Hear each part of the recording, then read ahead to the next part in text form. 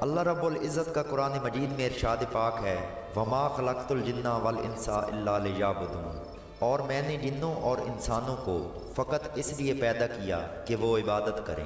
دوستو، جنات ایک ایسی ٹھوس حقیقت ہے جو تخلیق آدم سے قبل آسمانوں اور زمین پر آباد تھے، مگر عصر حاضر کے جدید علوم سے آراستہ بیشتر مسلمان جنات کے وجود کے منکر ہو چکے ہیں۔ حالانکہ اس مخلوق کے بارے میں قرآن پاک میں متعدد آیات موجود ہیں اور مخلوق کے جنات کے افعال و اعمال اور فطرت کے بارے میں واضح نشانیاں ملتی ہیں۔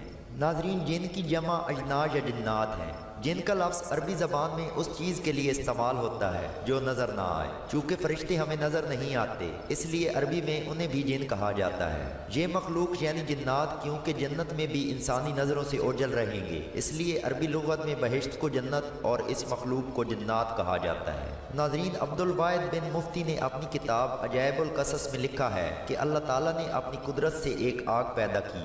اس آگ میں نور بھی تھا اور ظلمت بھی۔ نور سے فرشتے پیدا کیے اور آگ سے جن پیدا کیے۔ فرشتے چونکہ نور کی پیداوار تھے اس لیے وہ عبادت الہی میں مصروف ہو گئے، اور جنات چونکہ آگ کی پیدائش تھے اس لیے کفر، ناشکری، غرور اور سرکشی میں پڑ گئے۔ ناظرین، جنات کے مادے میں چونکہ نور اور ظلمت دونوں شامل تھے، اس لیے ان میں سے بعض ایمان کے نور سے معترف ہوئے، جبکہ بعض ظلمت کے جنون سے بھر کر کفر و گمراہی میں مبتلا ہو گئے۔ دوستو، واحد بن مونہ کی روایت کے مطابق اللہ تعالیٰ نے نار سموم کو پیدا کیا۔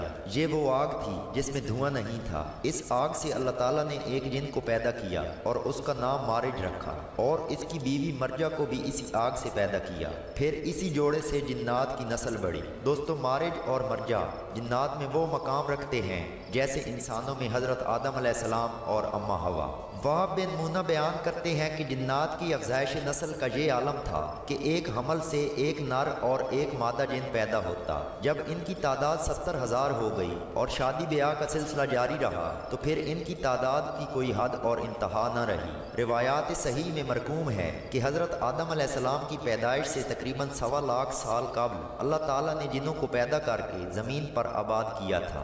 زمین پر جب جنات کی نسل کی بود و باش کے لیے جگہ نہ رہی تو حق کے باری تعالیٰ نے کچھ جنات کو ہوا میں رہنے کی جگہ عطا فرمائی اور کچھ آسمان اول پر رہنے لگے۔ لیکن اس سے کچھ عرصہ بعد ہوا میں رہنے والے جنوں کو زمین پر رہنے کی اجازت دے دی گئی۔ جو زمین پر آئے وہ جنات کہلائے، اور آسمان والوں کو ابلیس یا شیاطین کا نام دیا گیا، جو کہ مکار اور عیار ترین مخلوق تھی۔ اور یاد رہے کہ ولادت باسعادت سرور کونین رحمت للعالمین حضرت محمد مصطفیٰ صلی اللہ علیہ وآلہ وسلم کے بعد آسمان پر رہنے والے جنات یا شیاطین کو بھی نیچے دھکیل دیا گیا، اور زمینوں کے ویرانوں، کھنڈرات اور جنگلوں کو ان کی اماجگاہ بنا دیا گیا۔ ناظرین، جنات انسانوں پر مسلط نہیں ہوتے، بلکہ یہ اپنی آبادیوں میں رہتے ہیں، اور ان میں مسلمان بھی ہوتے ہیں اور کافر بھی۔ ذات پات، قبائل اور فرقہ پرستی بھی ان میں موجود ہے، اور ان کی آبادیاں انسانوں سے زیادہ نہیں ہیں، بلکہ یہ انسانوں سے تعداد میں قدرے کم ہیں۔ دوستو، رسول پاک صلی اللہ علیہ وآلہ وسلم کا فرمان ہے کہ اللہ تعالیٰ نے جنات کو 3 قسموں میں پیدا کیا۔ ایک وہ جو حشرات الارض کی صورت میں رہتے ہیں، دوسری قسم ہوا میں ہوا کی طرح رہتی ہے، جبکہ جنات کی تیسری قسم بنی آدم جیسی ہے۔ ناظرین، جہاں تک سوال رہا کہ جنات کی غذا کیا ہے، تو یاد رہے کہ جن اور شیطان بھی انسانوں کی طرح رشد و تولید کے حاجت مند ہوتے ہیں اور طبعی طور پر غذا بھی کھاتے ہیں۔ روایات میں آتا ہے کہ وہ انسانی غذا کا بچہ کھچا اور ہڈیوں کا گودا کھاتے ہیں۔ ابن باویہ نے نقل فرمایا ہے کہ ایک دفعہ رسول پاک صلی اللہ علیہ وآلہ وسلم کی خدمت میں جنوں کا ایک گروہ حاضر ہوا اور عرض کی کہ اے پیغمبر خدا، ہمیں کچھ کھانے کے لیے عطا فرمائیے، تو آپ نے ہڈیاں اور بچی کھچی غذا ان کو عطا فرمائی۔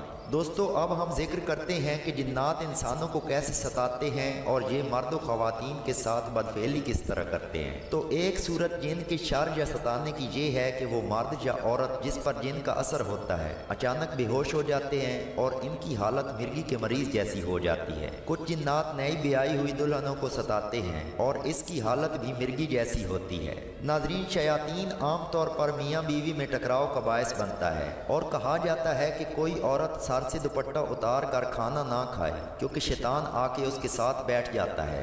اس کے ساتھ ایسی عورت کو ستاتا ہے جو بہت زیادہ حسین و جمیل ہو اور وہ کسی بچے کی ماں نہ ہو، اور یہی شیطان عورت کو بدکاری کے لیے مجبور کرتے ہیں۔ ناظرین، شیاطین اور جنات بہت زیادہ شہوت کی قوت رکھتے ہیں اور یہ عام طور پر 60 برس کی عمر میں بالغ ہوتے ہیں اور انسانی روپ دھار کر انسانی عورتوں سے بدفعلی کرتے ہیں۔ دوستو، شیطان جب انسان کے روپ میں کسی عورت کو ملتا ہے تو یہ عام انسان سے حد درجے خوبصورت اور طاقت میں کئی گنا زیادہ ہوتا ہے۔ اس لیے جنسی تعلقات رکھنے والی عورت پھر انسان مرد سے کبھی سیر نہیں ہوتی۔ اسی طرح مادہ شیطان جب عورت کا روپ دھارتا ہے تو حسین و جمیل دوشیزہ کی شکل اختیار کر لیتا ہے اور پہلے پہل انسان مرد کو اپنے حسن و کمال سے لطف اندوز کرتا ہے، جبکہ کچھ عرصہ بعد مرد کی مردانگی بھی ختم کر دیتا ہے۔ دوستو، ایک دلچسپ بات آپ کو بتائیں، ابن جریر ابن عباس سے روایت کرتے ہیں کہ اگر کوئی انسان ایام مخصوصہ یعنی حیض کے دنوں میں اپنی بیوی سے ہم بستری کرے تو اس دوران شیطان اس کام میں مرد سے سبقت لے جاتا ہے اور مرد سے پہلے اس کی بیوی کو بدفعلی کا نشانہ بنا ڈالتا ہے، اور اگر اس دوران بیوی حاملہ ہو جائے تو ہیجڑا بچہ پیدا ہوتا ہے۔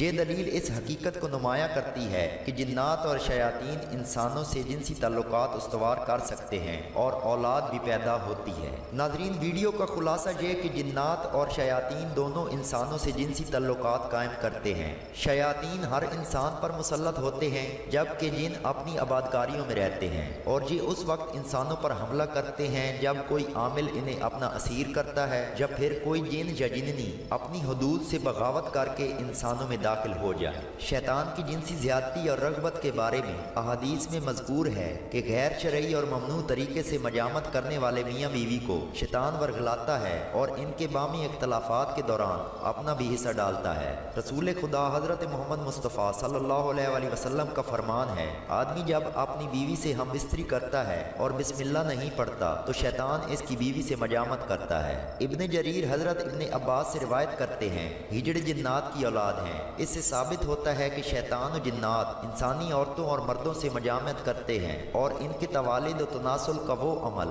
جو ظاہراً نظر نہیں آتا مگر ایک پر اسرار انداز میں نطفہ شامل ہو جاتا ہے، اور اس کے نتیجے میں جو اولاد پیدا ہوتی ہے ان میں جن و شیاطین کے جینز شامل ہوتے ہیں۔ ناظرین، اللہ تعالیٰ کا یہ احسان عظیم ہے کہ اس نے انسان کو لطف و کرم کی آسائشوں سے بہرمند کیا اور سکون و لذت و محبت و الفت کے لیے انسانوں میں سے ہی جوڑے پیدا کیے۔ جنات ہماری جنس میں سے نہیں ہیں، اس لیے ان کے ساتھ جنسی روابط قائم کرنا خلاف فطرت اور شریعت کی روح سے مکروہ قرار دیا گیا ہے۔ اگر اسلام جنات کے ساتھ شادیوں کو مکروہ قرار نہ دیتا تو آج ابن آدم کی تخلیق کا مقصد فوت ہو چکا ہوتا۔